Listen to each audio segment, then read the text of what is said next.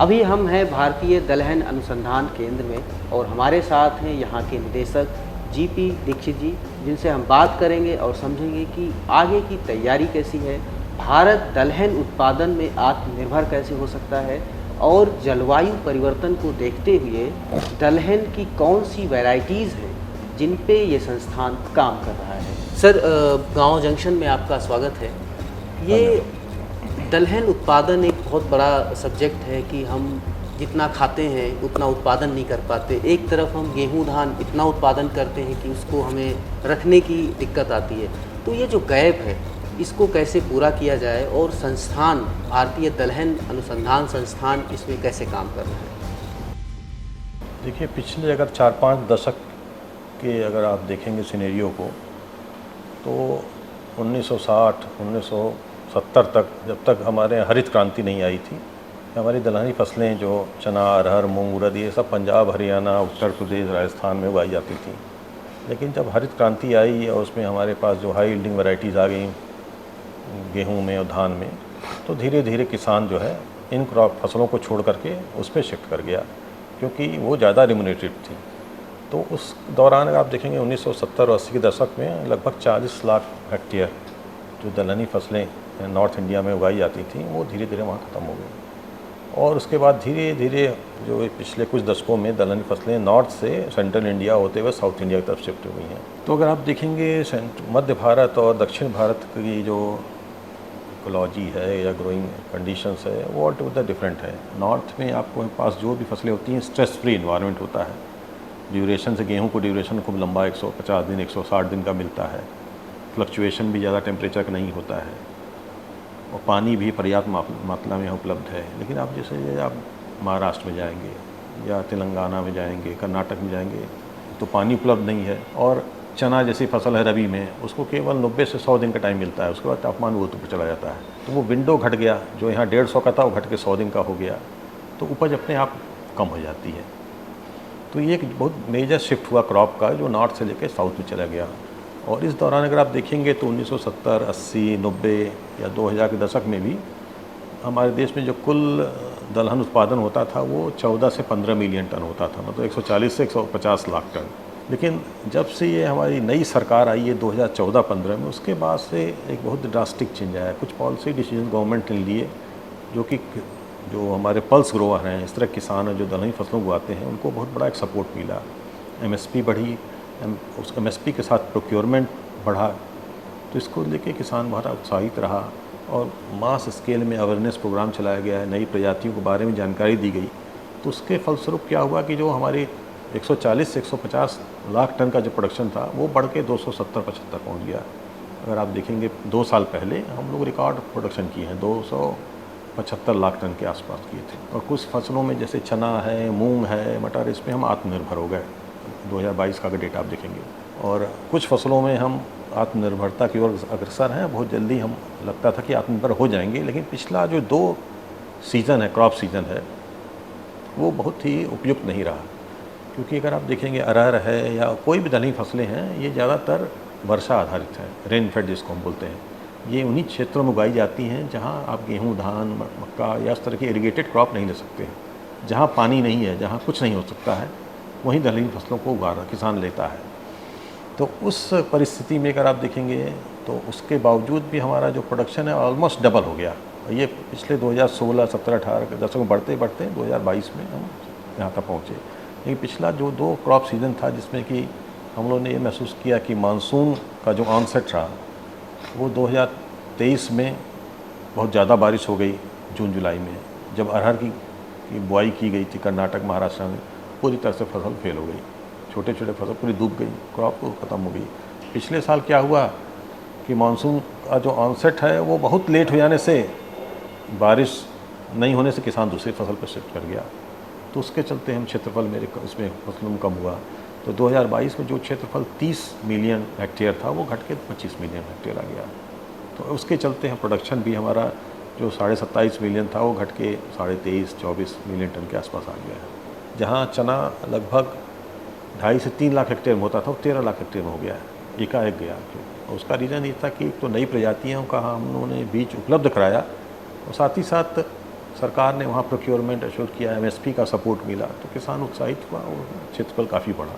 Climate change को देखते हुए कौन सी किस्में हैं जो आप डेवलप कर रहे हैं कि जो गर्मी के हिसाब से, क्योंकि पहले मौसम अलग था, अभी दूसरे टाइप का हो रहा, और ख़ास करके ये जो दलहनी फसलें हैं वो उन जगहों पे ज़्यादा उगाई जाती जहाँ थोड़ा सा पानी की कमी रहती है या थोड़ा सा सूखा मौसम होता है। तो इनमें कौन कौन सी वैरायटीज़ हैं जिस पे आपका संस्थान काम कर रहा है? देखिए, दलहनी फसलें जहाँ भी उगाई जाती हैं वो दो तरह के स्ट्रेस या दो तरह की आप प्रॉब्लम कह सकते हैं होती हैं। एक तो है कि सूखा पड़ता है, जिसको हम ड्राउट बोलते हैं, पानी की कमी। दूसरा है अधिक तापमान। इन दोनों ही क्षेत्रों में हम लोग काम कर रहे हैं, और क्योंकि ज़्यादातर ये वर्षा आधारित हम लोग इसकी खेती होती है, तो हमारी कोशिश ये होती है कि फसलों की अवधि हम कैसे घटा सकें। अगर जो अरहर 270 दिन 260 दिन में हो रही है, उसको हम घटा के अगर 25-50 दिन भी कम कर देते हैं तो वो किसान के लिए भी अच्छा होगा और उस फसल के लिए भी अच्छा होता है। तो इसी तरह हमने हर फसल में इसकी अवधि घटाने पे हम लोगों ने काम किया है। और मूंग की जो फसल जो ज़्यादातर 70, 75, 80 दिन पक के तैयार होती थी, आज हमारे पास ऐसी प्रजातियाँ हैं जो कि 52 से 55 दिन में कट के तैयार हो जाती हैं। अगर इसको हम खरीफ में लगाते हैं तो इसका हम सलाह किसान को देते हैं कि जुलाई के अंत में, अगस्त के पहले पखवाड़े में आप उसकी बुआई करिए, ताकि आप रबी से पहले इसकी हार्वेस्टिंग कर लें 50-52 दिन में। दूसरा निच है गेहूं की हार्वेस्टिंग के बाद। गेहूं कट गया, अब अप्रैल 5 अप्रैल 10 अप्रैल के बाद खेत खाली है। इसमें अगर हम कम अवधि की मूंग ले लेते हैं तो, और ये 50 दिन 55 दिन में अगर हमको 10 क्विंटल प्रति हेक्टेयर मिल जाता है, तो ये किसान के लिए एक तरह से बोनस है। तो ये हर जो दलहनी फसल है उसमें हम पहला कोशिश ये कर रहे हैं कि उसकी अवधि घटाएँ। इसके अलावा जो कुछ ऐसी प्रजातियाँ भी हम लोगों ने विकसित की है जो कि अधिक तापमान पे भी उसमें उपज प्रभावित नहीं होता है। जैसे चना में कुछ प्रजाति थी RBG 202, JG 14, जिसमें अधिक तापमान पे भी उपज अच्छी मिलती है। मूंग में ऐसी प्रजातियां हैं कि जो तापमान बढ़ने पे भी प्रभावित नहीं होती हैं। तो इस पर हम काम कर रहे हैं। इसके अलावा अभी हाल में हम लोगों ने कुछ एक नई टेक्निक आ गई है, मार्कर असिस्टेड सिलेक्शन, जिसमें हम बायोटेक्नोलॉजिकल टूल को यूज़ करते हैं। तो उसको यूज़ करते हुए हम लोगों ने एक ड्राउट रेजिस्टेंट जीन आइडेंटिफाई किया। उस जीन को हमने चना में ट्रांसफ़र किया और एक नई प्रजाति हम लोगों ने विकसित की हमारे संस्थान द्वारा, जिसका नाम है IPC MAS 1। इसको भी हम लोगों ने राजस्थान और इधर जो पश्चिम क्षेत्र है हमारे देश का, उसके लिए संस्तुत किया है, जहाँ की वर्षा आधारित खेती चने की होती है। तो वहाँ ज़्यादातर हम लोगों ने महसूस किया कि ड्राउट एक बहुत बड़ी समस्या है। तो ये जीन को ट्रांसफ़र करने के बाद हमने देखा कि इसकी उपज प्रभावित नहीं होती है। जैसे कि आपने बताया कि अभी चने में ऐसी एक लाएँ, तो ये कितने डिग्री सेल्सियस के टेम्परेचर तक ये जो चने की फसल है वो प्रभावित नहीं होगी? जो आम फसल अगर 35 डिग्री से ऊपर जाता है तो प्रभावित हो जाती है, लेकिन ये प्रजातियों में हमने देखा कि अगर वो 38-39 तक जा रहा है तापमान, तो भी प्रभावित नहीं होती है। किसान को फ़ायदा कैसे मिले दलहनी फसल में, ताकि वो इधर की ओर आ पाए? वो कैसे, वो क्या करे? पॉलिसी में क्या बदलाव हो? सरकार को क्या करना चाहिए? देखिए, सरकार ने जो 2014-15 में सरकार आई, तो हम लोगों ने इसी बात को रखा कि शोध तो हो रहा है, हमारी तकनीक है, लेकिन किसान इसलिए आगे नहीं आ रहा है क्योंकि उसको MSP अच्छा नहीं मिल रहा है, और MSP है भी तो प्रोक्योरमेंट से लिंक नहीं है।